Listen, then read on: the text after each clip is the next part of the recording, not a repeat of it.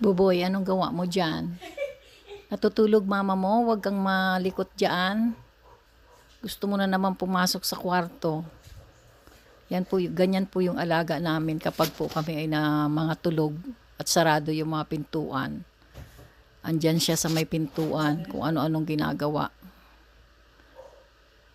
Nag-aabang siya ng ano na baka gising na kami.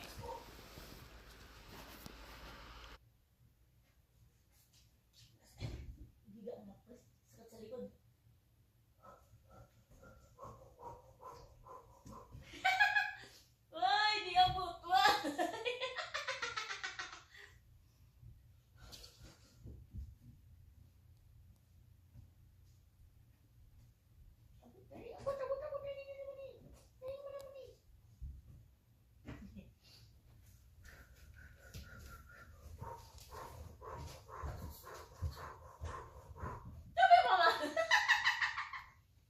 Kinukuhanan ko ng video.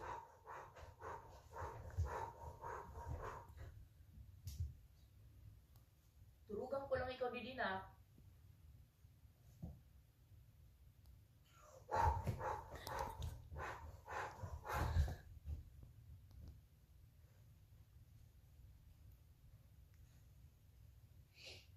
Kulit nakikipaglaro. Kasi gustong pumasok sa kwarto. Ayaw papasukin ng mama niya. Kasi kinakalmot yung mga gamit niya. Sige lang pa ya, andyan pa